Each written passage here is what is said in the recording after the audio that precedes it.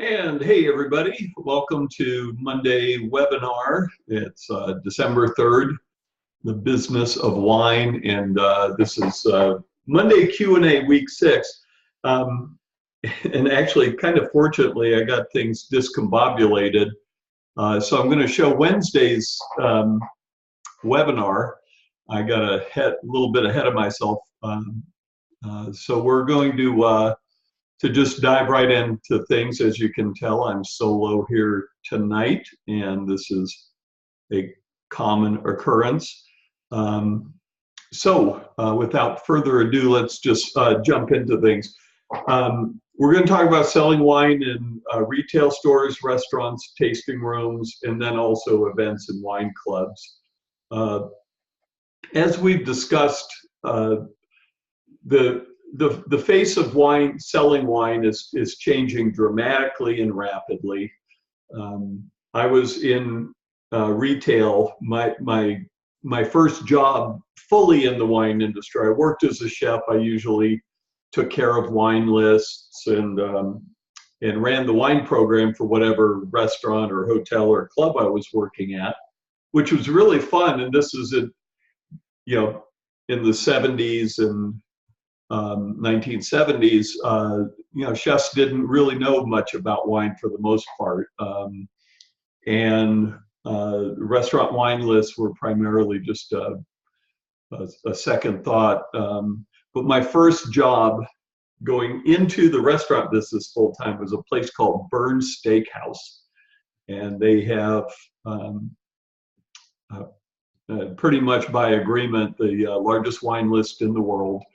It's in Tampa, Florida, and the place is really, really iconic. When the Wine Spectator started doing their very first ever grand award, it went to Bern's Steakhouse. And in the opening story about Bern's and whatever, it said, we just had to get this one out of the way.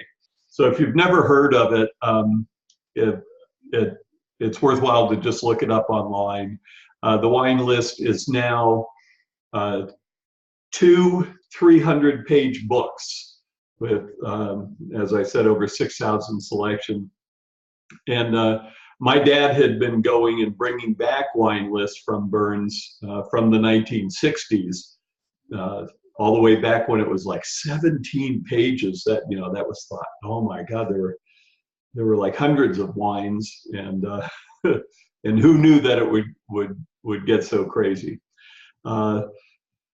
My years in retail, one of the most important aspects that made me successful in retail was I started to learn about the roles and responsibilities and how wholesalers worked. And I spent an awful lot of time with wine salespeople, wine sales managers. Then I started to hang out more with importers and producers and so forth. I started teaching wine classes, and so we're going back to 1979. And my first classes were primarily filled with people who were from the wholesalers and winery reps and importers in Georgia. But what I want you to really get is how valuable it is not to just assume that restaurants, their markups are ridiculous, they're ripping people off. This is a common conventional wisdom that's neither conventional nor wise of the wine industry. So rather than understand what the restaurant needs are, how they operate, what their margins need to be, what kind of costs are involved, it really puts people at a disadvantage in how to sell to them. A number of years ago, I was asked to speak at the Unified Grape Symposium, and for anybody not familiar with that, it'll be in January in Sacramento, and it's the largest wine industry trade show in North America. I was asked to put together a panel of some key restaurant people, and this is literally, this is how it was framed to me. So we can grill their ass to why they overcharge customers and mark their wines up to such a ridiculous level. Well, this is, again, this is just the way the whole thing was framed was by somebody literally ignorant of how that in important end of the business works. So in terms of being a wine buyer, I not only had to know the product, but I had to know the system. I needed to know the supply chain. And obviously that over the course of 40 plus years has led me to teaching these classes and so on. But it really, really made a difference in my business. Now, the other thing that we were able to do, we're talking about a place in Atlanta that I started working at as a wine manager and later a general manager, and then later we had numerous stores and whatever. We also had to adapt to the market in many, many new and different ways. We were gourmet groceries. We had a full service deli that we mostly focused on cheeses and pâtés and different items that at the time you couldn't get in a grocery store. Our grocery items were single bean coffees, and in 1980, 1979, we had 50 single bean coffees. That was unheard of. But we were always looking for that edge of differentiation that would make us the place to go. So if somebody was coming in to buy after 8 dinner mints or a certain type of chocolate, or the coffee beans or the spices that nobody else carried, and those kind of things, well, they're already there. And our wine section was small, but boy, we cranked out some business. It was absolutely amazing. We had liquor, we had beer, we had sodas and soft drinks, and we had ice. So as we go through discussing wine in retail stores, restaurants, tasting room, and events and wine clubs, I'm also going to give you some examples of how, this many years later, the industry is continuing to evolve and change. Okay, so. And boy, I loved my retail years. It was fun. I really had a blast. I was like a kid in a candy store. And just one other note on that. One of the things that happened is when we opened the second location of Happy Herman's, and that actually made it, there were three at that time in Atlanta. So many of the products we were selling, we were the only place in town. And this might be hard to imagine, but if you wanted brie, you had to come to Happy Herman's or Lennox Wine and Cheese. There were only a handful of places. We were a lot easier than getting into the big mall or something like that. And over time, into the 80s and going into the late 80s, the grocery stores started diversifying.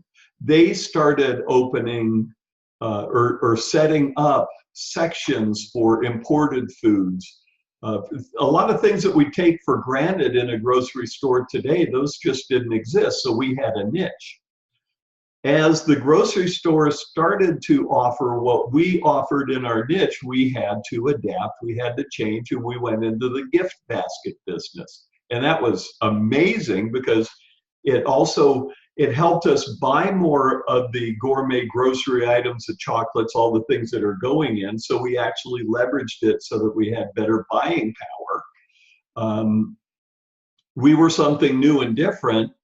And then all of a sudden, the gift basket business started to change with these companies that offered shipping and whatever, still catalog, because this was before the internet, I know. Sorry about that. But so we adapted into the gift baskets also, and then ultimately we just became passé. and the stores closed down. I left in 1988 to go join Behringer, and or actually, I'm sorry, I left in 85 to become a wine broker myself. And the stores just couldn't maintain their unique selling proposition or their value to keep loyal customers. All right. So as we go through this, you know, we've looked here at production and representation. We've gone through the different routes, whether you're going through a distributor, wholesaler, direct to account, and then now we're looking at getting to that point of purchase. A tasting room being largely consumer direct, wine clubs, a lot of iterations, and we'll look at some of those and how those are evolving. Internet resellers we've talked about, which are third parties that sell wines, but they are not the wineries, so they're that additional tier. So they're not direct to consumer. And then if you're going through a distributor or wholesaler, or if you're going account direct in states where it's legal, then you're shipping to restaurants or retail stores that are licensees, and that's the three-tier system. The three tiers being tier one is the producer and holding all the correct licenses and permits and so on. Tier two being the wholesale distributor, holding their licenses, bonded warehousing, trucks that are registered. Often the employees have to go through screening and have ID cards and that. And then the final tier in the three-tier system being at the point of purchase, either to the restaurants, retail stores, wine bars, any combination thereof. Okay, so that's so the kind of questions that come up for a tasting room and wine club, and David, this is for you. You and I will be talking this week, but we'll go over this in more detail. So what are the key revenue drivers? Obviously, you're running a business. Wine is primary, but I'm also old enough to remember before there were any wineries charged any kind of tasting fee. You go to Behringer, you could hang out up in the private reserve room and drink private reserve until somebody, you know, hauled you out on your back if you wanted, and there was no fee involved. And when tasting fees started to come about, there was a lot of resistance or curiosity or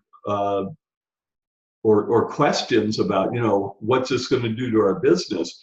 But especially in the popular areas, the pressure on the tasting rooms, there were, you know, there's too much, and there was also a phenomenon. There was a shift. Well, actually, this was probably from the beginning of tasting rooms, but there are people that, oh, let's go and just drink for free for a week in whatever region it is. And so what happened was the tasting fees were found to have multiple points of value as a business. A tasting fee, number one, it's a revenue driver. You charge, you collect money. You've got a cost of goods and whatever you're serving, and you know what kind of pours and that kind of stuff. But it's income rather than just having, you know, some schlub come in and drink all your wine for free and then leave, never making a purchase. So it was also then found to relieve pressure, especially during peak traffic days and hours. So you start to eliminate the people who were just looking for the freebie, and now at minimum, if they want to do a tasting, you've extracted something from them, some kind of revenue, and then the other thing was, okay, so if we've got those two value points for our business, but the third thing is we can, for special customers, and then with the advent of the wine club, join the wine club, we'll waive the tasting fees, buy a bottle or a case. Sometimes this is dependent on a certain quantity. Make a purchase. We'll give you a credit for the tasting, so that was free. So it started then to be a customer relationship management tool. In addition, so you've got revenue generator, you've got the ability to weed out the freeloaders, and then you've got the ability to waive the fees as an inducement to a larger sale. Okay. Merchandise. Let's sell stuff. Now, in my retail days, we had a standing joke. We had an old guy, Jerry Cooper, and the joke was that he was older than corned beef, the invention of corned beef, and he was for sale. Somebody wanted to buy Jerry, we would sell him. But we had merchandise. We had all sorts of stuff. We had at the cash register, we wanted people to pick things up, whether it was a corkscrew or a Godiva chocolate or something like that. And in tasting rooms, obviously, there's all going into tasting rooms in some areas is kind of a hoot. You can kind of see, personality of whoever's buying the merchandise, and it might be glitter and all this, really obnoxious stuff. It could be elegant and expensive stuff. I'll tell you what, you want to see an example of making some money. This is a Riedel Crystal black tie decanter. It's just gorgeous. Question I would have for anybody is actually, what's the cost of material? How much does it cost to produce that thing? Its MSRP's 500 and something bucks, and the average selling price is like 400. Okay, and a couple of sales like that, and you're doing well. All right, events.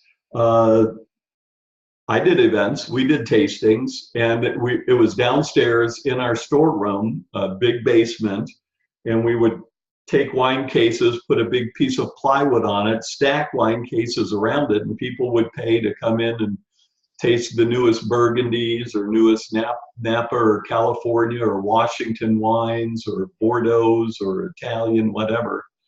And then we would do off-site events. We would have wine education classes and all that kind of stuff. And of course, we sold a lot of food. All right. So as you're looking at stores or you're looking on online, see what else they're selling and what's primary. Measuring success. Measuring success is a matter of a couple things. Number one, it's what's your customer count? Restaurants track this, tasting rooms try to track this. What's really hard in a tasting room is you got tours going on, you got people just hanging out, you've got people window shopping, seeing if there's anything free they can get. But a customer is somebody who actually causes a transaction to happen. So a sale happens, and it doesn't end there, because what do you do to keep that customer? You want them coming back. And again, we were able to do that by having unique food products. But then when everybody started, all the grocery stores had the same items, we lost that value and we lost return business. So customer retention, customer relationship management are really, really essential, and should be measured by just about any business. Okay, there's another thing to consider, and that's the business relationship between production and tasting room or wine clubs and events. Now, in my years of working with this, and for the work that I do in consulting, I invariably suggest, as we talked about, if you have your own vineyard or manage a vineyard, that should be a separate business. It might just be this might just be on paper, but but it also could be a separate LLC or corporation or partnership entity, because the great business should be run on its own P&L, its own measures of success, and its own metrics. Production then should be from the point of the grapes and the production, or whether it's custom crush or whatever, but then should go to the point that an FOB, or selling price of the wine, is established. And then in this case, the business relationship between production and the tasting room is the tasting room is fundamentally a combination of a retail store and a wine bar and maybe an events thing and whatever. And it also benefits by keeping its own books, its own records, and even possibly being its own business entity. It needs its own permits and licensing and all that kind of stuff. Same for a wine club. Now, often the tasting room and the wine club, that can be combined, as can events, those three things even. But still, if you've got a tasting room manager, and maybe it's just one person, maybe it's a tiny winery and it's a member of the family or a friend running the tasting room, but it should be run separately. It should have its own books. It should know how its business is doing. Then the wine club, same thing. Maybe the tasting room manager is also the wine club manager, but you should have the ability to measure the success, how many members, what's the retention rate, what's called the scrub rate, which is people who drop off, and those kind of things. And then events. Very often you'll bring in caterers, and you'll have on-call people. Hang on a second. My computer is glitching. It's been doing that. I'll find out why. Okay, so anyways, separate business units are usually positive here. Then you've got your primary costs, and obviously, you know, if you're having tastings, you've got the cost of the wines that you're tasting, but the details are the devil, and we'll show in the Wine Biz Sim for winery hospitality how much there is to consider in running a tasting room or a retail store. Incentives, discounts, and promotions are all part of they're part of attracting new customers and retaining old customers, so that you can have sales and reduce prices. You can offer free shipping, VIP perks. So sign up for a wine club, sign up now and become a member, and you can come to our special harvest party and these kind of things. All right. So that's kind of the overview of this stuff. Direct-to-consumer shipments continue to grow, but also, you know, consider, what do you do during the down months, right?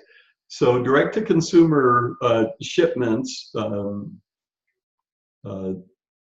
just growing, but they are highly cyclical, and that if you're in the business of say making something like sparkling wines, then it's really this is even further exaggerated. And here's the exaggeration actually. And again, for anybody in the MW students, don't forget port and fortified and sherry and all that kind of stuff, late harvest stuff, sparkling stuff.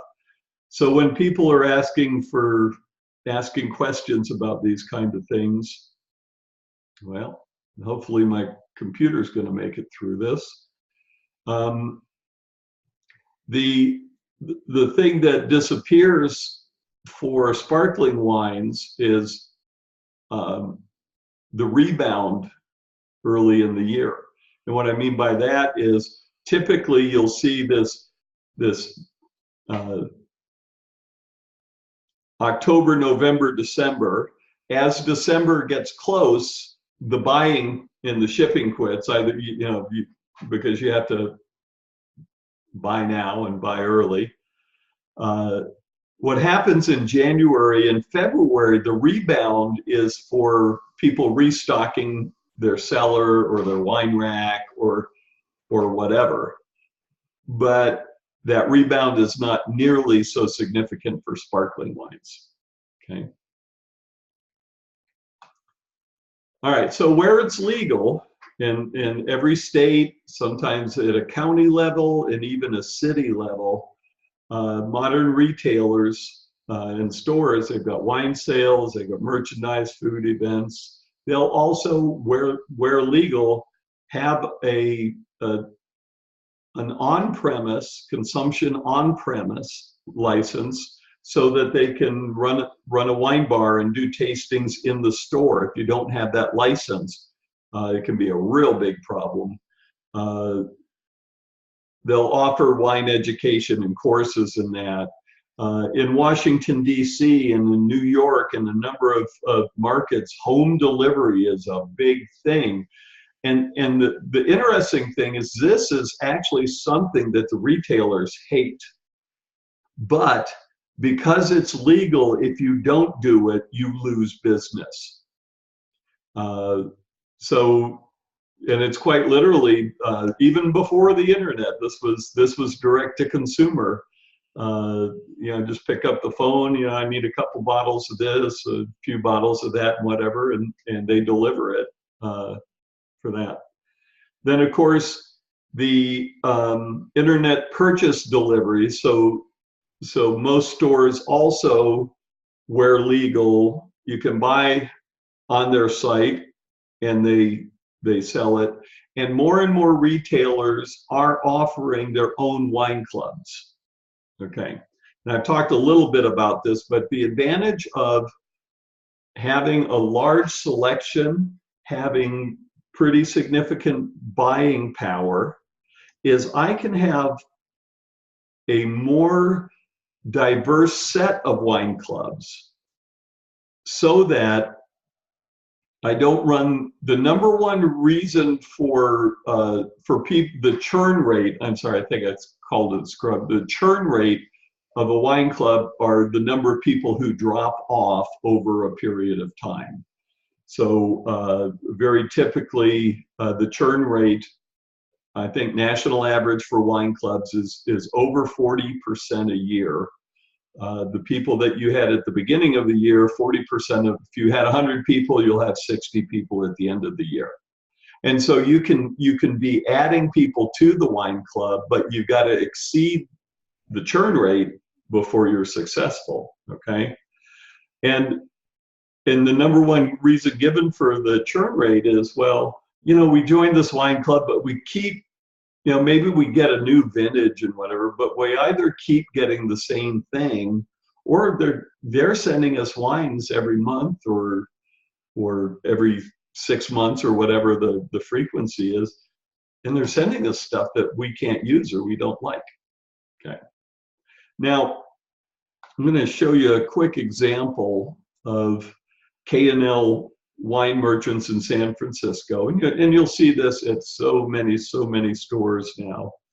So they're a bricks and mortar regional chain. I think they're only in San Francisco, but look at the types of wine clubs they offer. All right, so if you're a winery, and let's say that even you've got 10 or even 15 different wines you make, you're really going to be limited on the type of wine club you can have, the number of wines that you're sending each month or each 3 months or 6 months or year and whatever. But if I'm a retailer, I've got my entire inventory. I've got kind of the world at my feet. So why join variety and value? All right. And basically, you can see 2 bottles each a month for $19.95. Premium, upgrade that. Signature, French wines, champagnes, Italian, and a personal sommelier service, so personalizing it. All right. And you can call them, they'll customize your selections and whatever. It's hard for a winery to do. Okay. All righty. So that's one look. Then another one, David in class has been actually went to MacArthur's, and Andy Basson is kind of a legend in the industry. A really small space that does a huge wine business.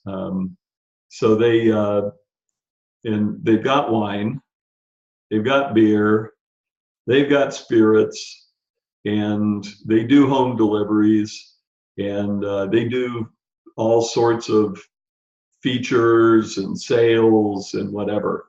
And they really work on, I was really good friends with the former buyer, Jimmy Arsenault of MacArthur's, as part of a wine group. So that was kind of fun. Okay. So and again, this is part of doing the homework. When you go into your local grocery store, grocery stores have wine clubs. So the competition is fierce. It's fierce. Okay. All right. So there you go. It's really about looking at winery income opportunities. So not just retail stores. In a winery, very often, again, depending on permits and different ordinances, having the ability to do all this in the Napa Valley only comes if you buy somebody else's winery with an existing permit. So the value of just the permit to do all this as a winery in the Napa Valley is fast approaching $1 million. Just that permit, that asset, that permit that you have, that you can do all these kind of things. So here's my favorite winery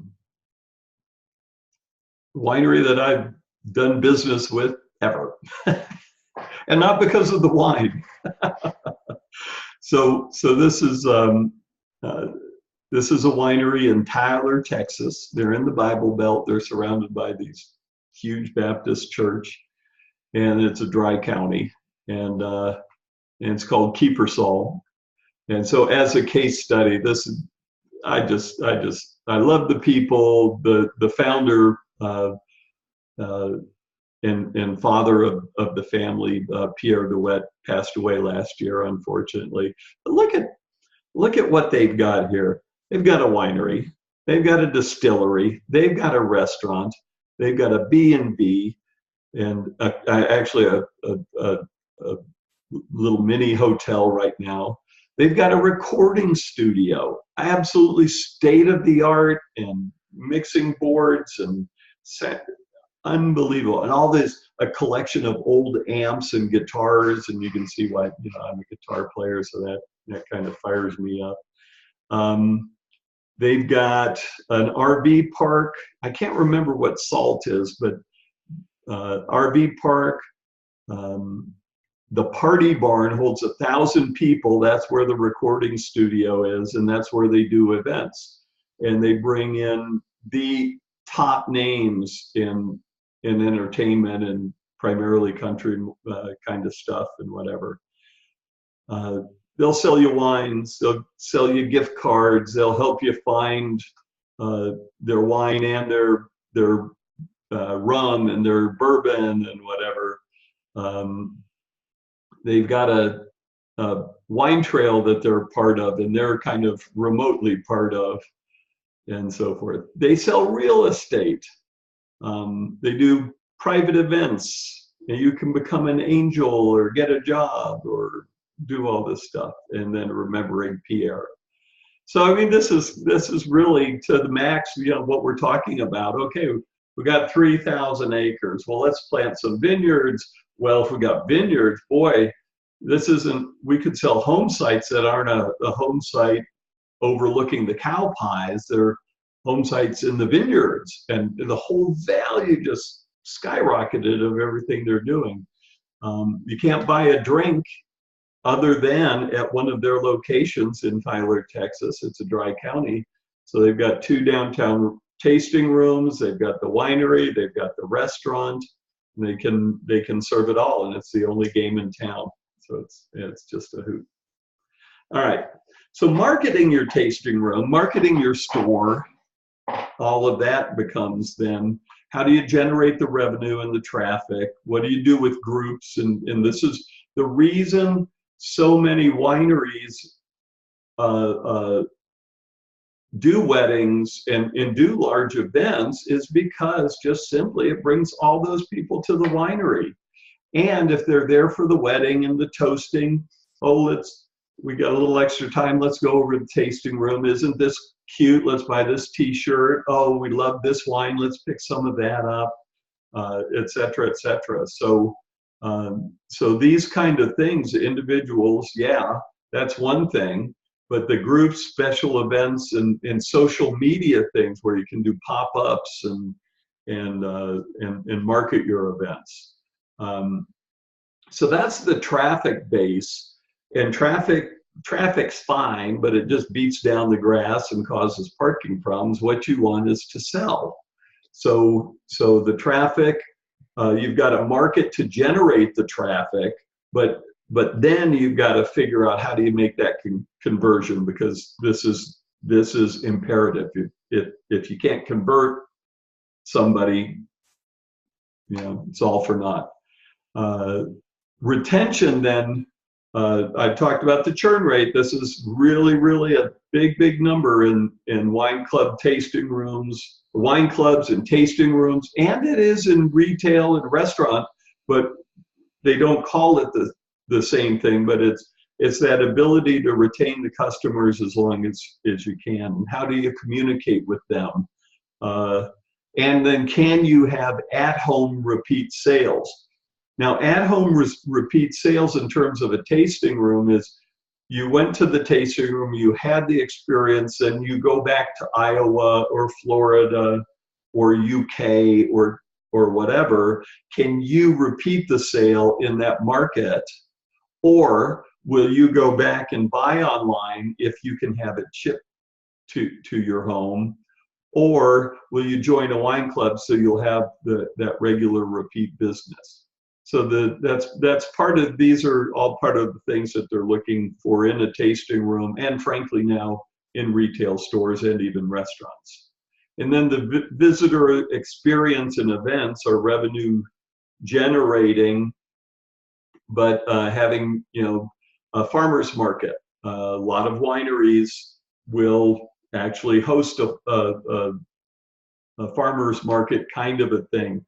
They may have a cheese exposition and have different local cheese makers for a day, so that they can add that, they can send out social media and whatever, get more people.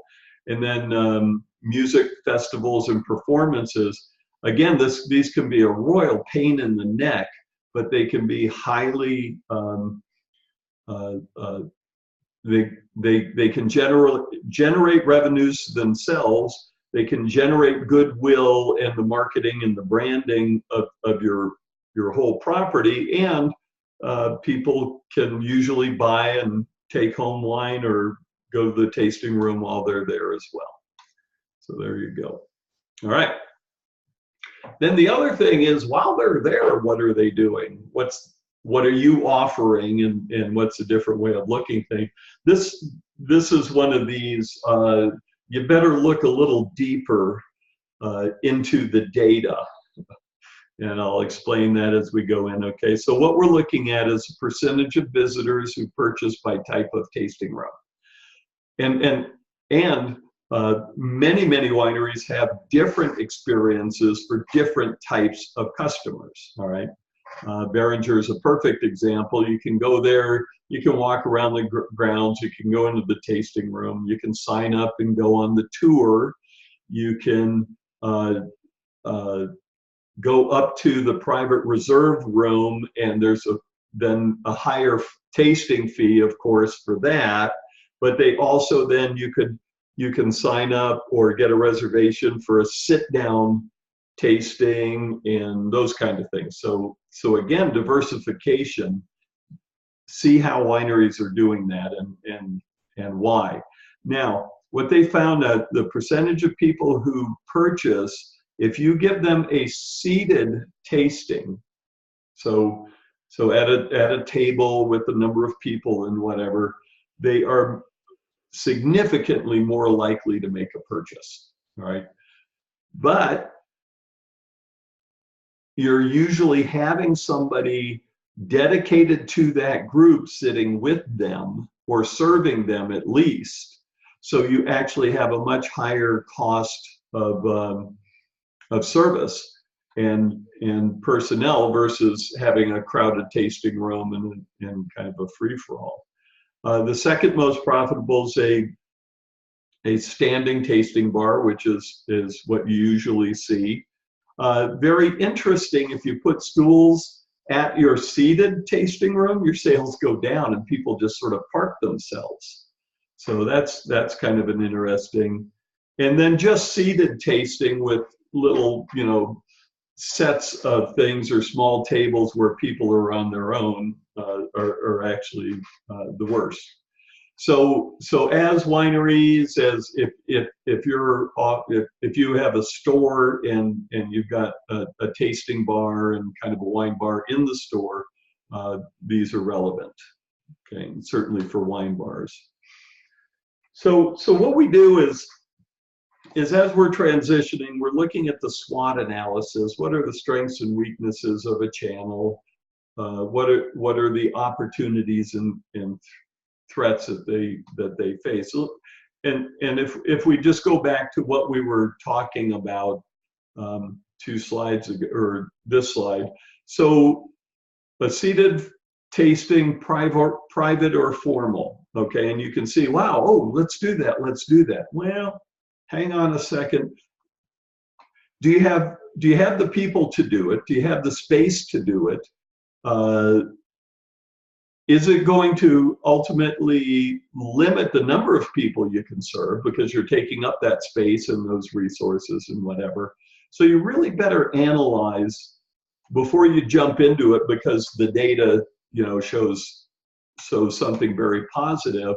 There are a lot of negatives about it as well. So you can't cover nearly as many people. So they're buying more per person, but you're serving less people. One of the weaknesses is that you're paying somebody to spend that time. So if they are spending more, have you justified the additional labor and setup and that personal service and those kind of things? All right.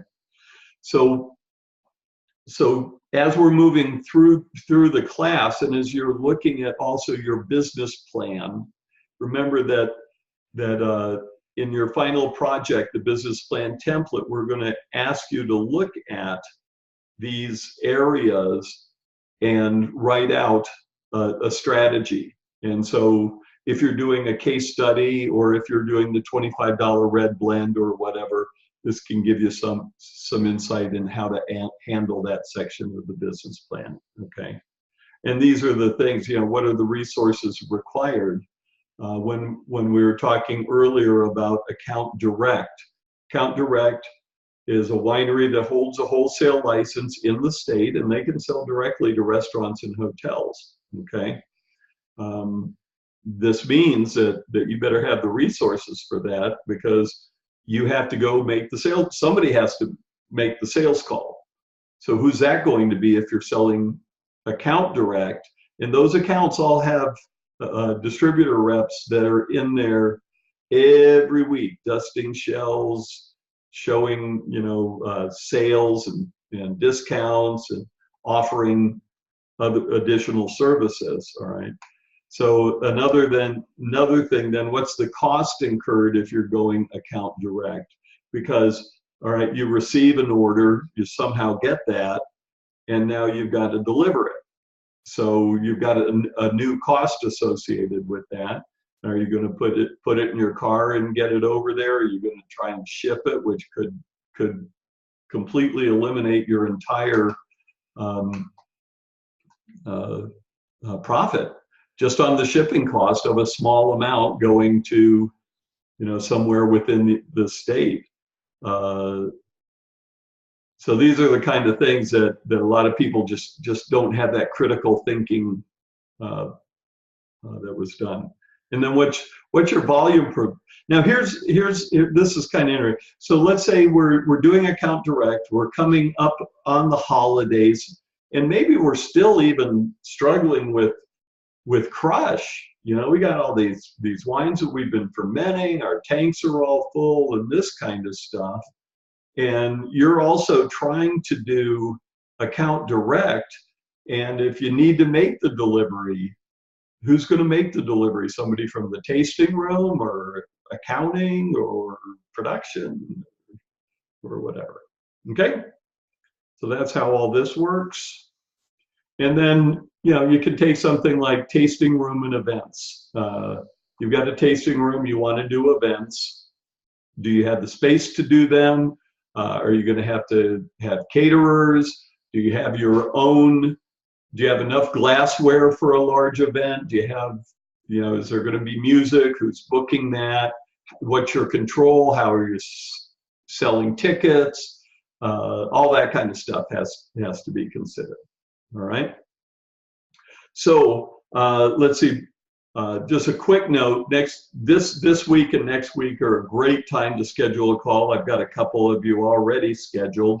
And then let me just go through, just for a couple minutes then, on Spreadsheet Server, our calculator for the tasting room. By the way, a note, probably by the end of this week, we're going to have an entire new suite of cost calculators. They'll all work the same. They'll look prettier.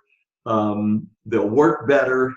And so just a heads up that when you go into the auto filter to see the pull down list, the workbooks will look a little bit differently in a week or so.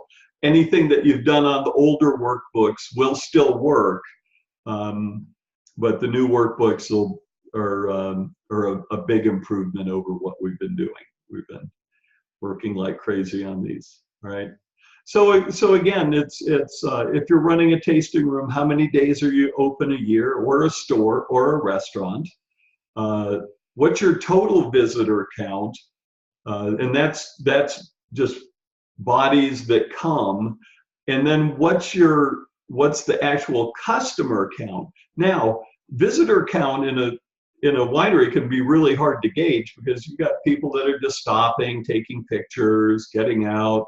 They come in and maybe even look and see what kind of wines you have and how much you're charging. But a lot of them are going to walk away without making a purchase. And that's one of the most challenging things for a winery to track, is how many visitors. How many customers is a lot easier, because if you've got a decent point of sale or POS system, obviously you ring something up, there's a customer. So the people making purchases are much easier to determine. By being open more days, or closing many days, by closing a lot of days, in certain areas in the winter, if you're in the Amador foothills or whatever, there's basically all you're doing is burning capital to keep the doors open. So you'll find that a lot of wineries have certain summer hours, they'll have certain holiday hours, and then they'll have like January, February, March, maybe open just weekends or 3 days or something like that. Of course, retail bottle sales, how many bottles do you sell to how many people? That's the number of people, and at what average price. Okay, so that's the basic income scope of a tasting room. But then we've now got the different tiers of wine clubs, or I'm sorry, tiers of tastings that you can purchase.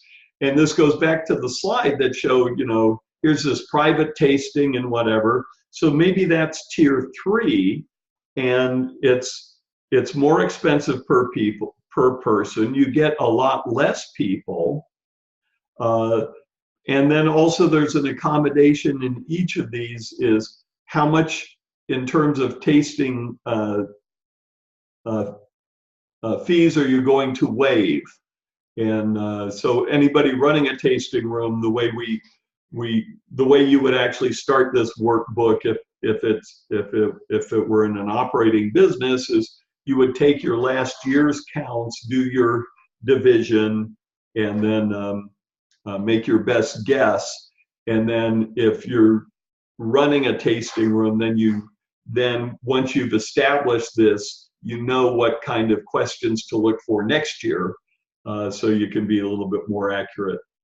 Merchandise sales, perishable foods, any other kind of things that you might sell that aren't that. And then your events, how many events, average number of attendees, price per person.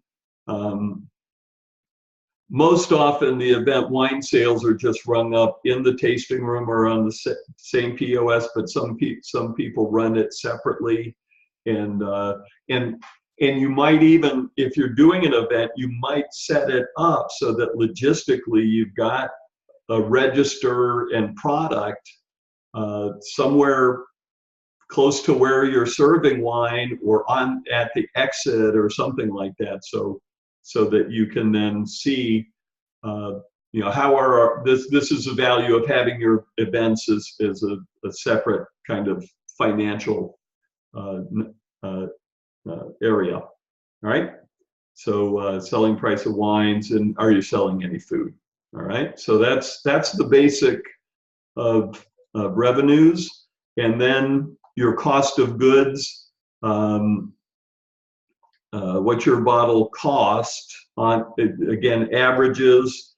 When you're pouring wines for the tasting, how many wines are you pouring? How much are you pouring? And is it just the average bottle cost? But in the higher tiers, of course, these could be more expensive and so forth. So you'd have to do your cost of tasting wine separately.